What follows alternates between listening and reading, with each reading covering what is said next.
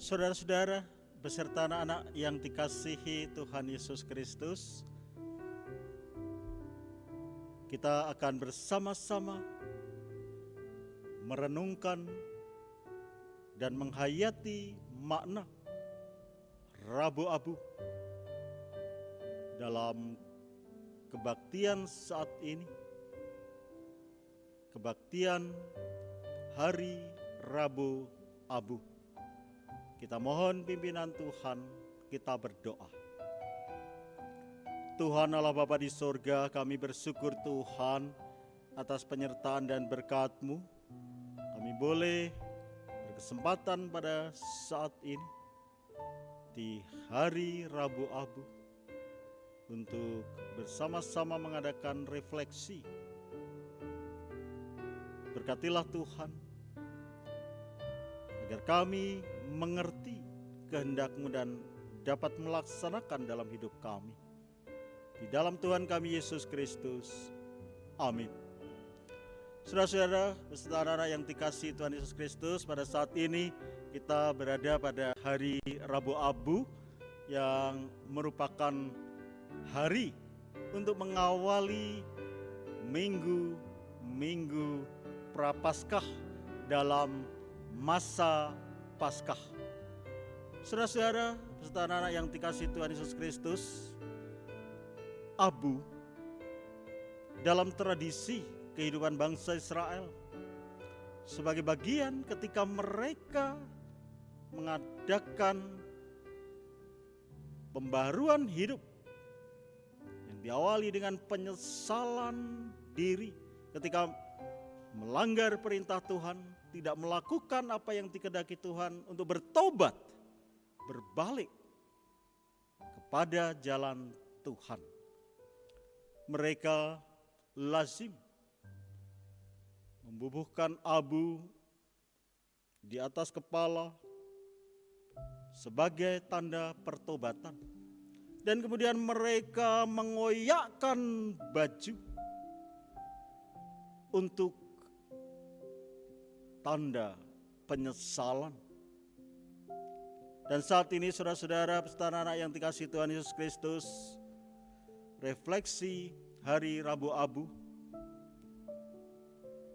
kita akan bersama memaknai dan menghayati Rabu Abu dengan tema koyakkanlah hatimu, koyakkanlah hatimu. Kita dengarkan pembacaan dari kitab Yoel pasal 2 ayat 12 sampai 17. Demikian. Tetapi sekarang juga, demikianlah firman Tuhan, berbaliklah kepadaku dengan segenap hatimu, dengan berpuasa, dengan menangis, dan dengan mengadu. Koyakkanlah hatimu, dan jangan pakaianmu. Berbaliklah kepada Tuhan Allahmu, sebab Ia pengasih dan penyayang, panjang sabar dan berlimpah kasih setia, dan Ia menyesal karena hukumannya. Siapa tahu mungkin Ia mau berbalik dan menyesal dan ditinggalkannya berkat menjadi korban sajian dan korban curahan bagi Tuhan Allahmu. Tiuplah sangkakala di Sion, adakanlah puasa yang kudus, maklumkanlah perkumpulan raya. Kumpulkanlah bangsa ini, kuduskanlah jemaah, himpunkanlah orang-orang yang tua, kumpulkanlah anak-anak, bahkan anak-anak yang menyusu. Baiklah pengantin laki-laki keluar dari kamarnya dan pengantin perempuan dari kamar tidurnya. Baiklah para imam, pelayan-pelayan Tuhan, menangis di antara balai depan dan mesbeh dan berkata, sayangilah ya Tuhan umat-Mu, dan janganlah biarkan milik-Mu sendiri menjadi cela. sehingga bangsa-bangsa menyindir kepada mereka. Mengapa orang berkata di antara bangsa, di mana Allah mereka? Saudara-saudara peserta anak-anak yang dikasihi Tuhan Yesus Kristus, bangsa Israel diperintahkan untuk melihat diri, mawas diri, dan kemudian menyadari dan mengakui dosanya di hadapan Tuhan. Itu yang harus dilakukan. Dan kemudian setelah menyadari dan mengakui, bertobat dengan sungguh-sungguh dalam hati, bukan hanya formalitas dengan simbol-simbol dan tanda-tanda serta lambang-lambang lahiriah. Mengoyak baju itu sebagai lambang simbol yang bagus, tetapi ketika tidak sampai di hati, itu hanya formalitas yang tiada guna. Maka dari itu, ayat 13, koyakkanlah hatimu dan jangan pakaianmu. Mengoyakkan pakaian sebetulnya hanya sebagai simbol saja untuk melakukan yang lebih dalam hati, sehingga terungkap di dalam kehidupan. Saudara-saudara peserta anak-anak yang dikasihi Tuhan Yesus Kristus, melakukan kehendak Allah itu yang seharusnya, bukan melanggar perintahnya. Ketika Tuhan menghendaki segala sesuatu harus dilakukan, dan kemudian orang-orang menyadari tidak melakukan, mereka harus menyesali, menangis, dan dalam kedukaan diperbarui untuk kembali ke jalan Tuhan. Oleh karena itu, bacaan kita saudara-saudara beberapa kali disebutkan menangis. Dan kemudian hal-hal yang dirasakan menyenangkan, tinggalkan kalau itu membuat hidup berdosa, hidup yang tidak berkenan di hadapan Allah. Saudara-saudara peserta anak-anak yang dikasihi Tuhan, keinginan dan niat untuk melakukan kehendak Allah ini juga harus tulus dari hati. Kalau tidak, justru kegiatan-kegiatan kerohanian, ritual, peribadahan menjadi bagian orang berbuat dosa. Dalam Injil Matius pasal 6 ayat 1 sampai 6. Injil Matius pasal 6 ayat 1 sampai 6. Demikian firman Tuhan. Ingatlah, jangan kamu melakukan kewajiban agamamu di hadapan orang supaya dilihat mereka.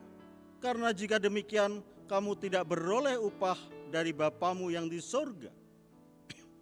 Jadi, apabila engkau memberi sedekah, janganlah engkau mencanangkan hal itu seperti yang dilakukan orang munafik di rumah-rumah ibadat dan di lorong-lorong, supaya mereka dipuji orang. Aku berkata kepadamu, sesungguhnya mereka sudah mendapat upahnya. Tetapi jika engkau memberi sedekah, janganlah diketahui tangan kirimu apa yang diperbuat tangan kananmu. Hendaklah sedekahmu itu diberikan dengan bersembunyi, maka Bapamu yang melihat yang tersembunyi akan membalasnya kepadamu. Dan apabila kamu berdoa, janganlah berdoa seperti orang munafik. Mereka sangka mengucapkan doanya dengan berdiri dalam rumah-rumah ibadat dan pada tikungan-tikungan jalan raya, supaya mereka dilihat orang. Aku berkata kepadamu, sesungguhnya mereka sudah mendapat upahnya. Tetapi jika engkau berdoa, masuklah ke dalam kamarmu, tutuplah pintu dan berdoalah kepada Bapamu dan yang ada di tempat tersembunyi. Maka Bapamu yang melihat yang tersembunyi akan membalasnya kepadamu. Saudara-saudara, peserta anak-anak yang dikasihi Tuhan Yesus Kristus, keinginan baik, niat yang baik, tetapi tidak sampai di hati, ternyata justru mendatangkan dosa. Melakukan kewajiban agama itu baik dan sangat baik. Memberi sedekah, sangat-sangat terpuji. Tetapi ketika sedekah itu diberikan hanya untuk mencanangkan dirinya sebagai orang baik, menunjukkan supaya orang tahu bahwa dirinya baik, hati-hati, itu dosa. Kemudian dicontohkan juga, jika seseorang datang kepada Tuhan dalam doa, tetapi ternyata hanya untuk menunjukkan kepada orang-orang supaya orang-orang melihat dirinya sebagai orang yang saleh, yang rajin berdoa. Dan itu dalam tradisi Yahudi, biasanya orang yang berdoa dengan mengucapkan rumusan-rumusan doa itu dipandang sebagai orang yang saleh. Tetapi itu Tuhan Yesus mengatakan mereka tidak mendapatkan upah dari Allah, karena mereka sudah mendapatkan upah dari manusia, yaitu pujian orang lain. Yang kita cari pujian dari orang atau berkat dari Tuhan. Yang kita cari itu orang menganggap kita baik atau memang baik yang dipandang oleh Tuhan. Saat ini saudara-saudara yang dikasihi Tuhan Yesus Kristus, mari kita melihat diri, memulai minggu-minggu Prapaskah ini dengan melihat diri atau introspeksi diri. Benarkah yang kita lakukan selama ini yang dengan maksud baik itu benar-benar baik dan diperkenankan Tuhan, atau tidak sampai ke hati? Mari kita menyadari dan mengakui, dan kita membuka hati untuk diperbarui oleh Tuhan. Dalam minggu-minggu Prapaskah yang akan kita lalui, saudara-saudara dan anak-anak yang dikasihi Tuhan, kita bersama-sama berproses untuk kita diperbarui oleh Tuhan. Kehidupan peribadahan kita benar-benar peribadahan kepada Tuhan dari hati dan seluruh hidup kita, dan bukan hanya formalitas semata. Pelayanan kita adalah pelayanan yang dipakai Tuhan dan bukan hanya menunjukkan bahwa kita bisa dan kita sebagai orang yang pantas dipuji. Biarlah Tuhan yang menilai dan berkenan atas pelayanan kita. Kehidupan kita biarlah menjadi berkat bagi sesama, baik seiman maupun tidak seiman. Mereka merasakan damai sejahtera karena Tuhan memakai kita dalam karyanya mendatangkan damai sejahtera di dunia ini. Pada minggu-minggu Prapaskah, saudara-saudara, kita seperti pemazmur mengatakan, sebab aku makan abu seperti roti dan mencampur minumanku dengan tangisan. Oleh karena amarahmu dan gerammu, sebab engkau telah mengangkat aku dan melemparkan aku. Demikian Mazmur 102 ayat 9 dan 10. Ada juga yang dicetak ayat 10 dan 11. Mazmur 102 ayat 9 dan 10 atau ayat 10 dan 11.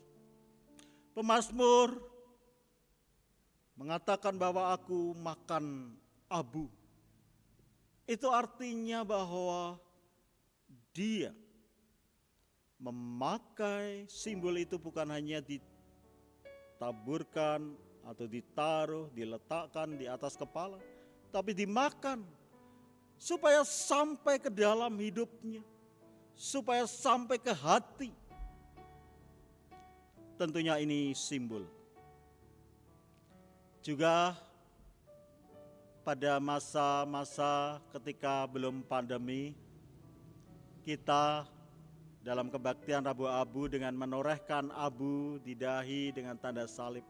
Sekarang kita tidak melakukannya, tidak apa-apa. Lebih dari itu adalah makna dari penorehan abu. Kita torehkan dalam hati kita, jangan di dahimu, torehkanlah di hatimu. Jangan mengoyakkan pakaian, koyakkanlah hatimu. Jangan hanya menorehkan abu di dahimu, tetapi torehkanlah di hatimu. Oleh karena itu saat ini saudara-saudara, serta anak-anak yang dikasihi Tuhan Yesus Kristus, meskipun dalam Rabu Abu ini kita tidak dengan penoraian abu, tetapi makna dari Rabu Abu, dari penorehan abu sampai ke hati. Biarlah memperlengkapi kita untuk semakin mau dan mampu membuka hati untuk diperbaharui dalam minggu Prapaskah. Juga dalam tradisi gereja, kita akan masuk pada hari-hari di mana kita berpuasa dengan tata cara yang tentunya nanti dan sekarang juga sudah diberitahukan melalui warta gereja ataupun informasi dari gereja. Juga bagaimana kita dengan sungguh-sungguh dalam menjalani, memaknai penderitaan Tuhan Yesus Kristus dalam masa Prapaskah untuk menjiwai hidup kita sehingga benar-benar kita hidup di dalam Kristus yang berkenan menderita. Kita pun dimampukan dan dikaruniai kemauan menderita untuk damai sejahtera bersama. Saudara-saudara, beserta anak-anak yang dikasihi Tuhan Yesus Kristus, mari kita mengoyakkan hati untuk menyadari, mengakui, dan melaksanakan pertobatan diperbaharui oleh Allah yang berkenan menderita sengsara mati untuk menebus kita dari kuasa dosa dan maut, dan Dia akan bangkit nantinya dan membangkitkan kita. Selamat hari Rabu Abu, selamat mempersiapkan diri memasuki minggu Prapaskah. Tuhan menyertai dan memberkati kita semua. Amin. Kita masuk dalam doa. Tuhan Allah Bapa di sorga, kami bersyukur Kau sertai, Kau berkati hidup kami. Kau beri kesempatan kami pada saat ini, pada hari Rabu Abu, mendengarkan, merenungkan firman-Mu yang mengingatkan kami supaya kami jangan hanya melakukan kegiatan-kegiatan rohani secara formalitas semata, tapi benar-benar sampai di hati kami berbakti kepadamu. Biarlah kami juga melakukan pelayanan, aksi-aksi sosial, dan juga menolong sesama dari ketulusan hati, sehingga benar-benar menjadi bagian dalam karya-Mu dalam mendatangkan damai sejahtera. Berkatilah dalam kami menjalani minggu Prapaskah, agar benar-benar berguna bagi pertumbuhan iman kami, bagi kehidupan kami dalam karya-Mu mendatangkan damai sejahtera. di dalam Tuhan kami Yesus Kristus. Amin.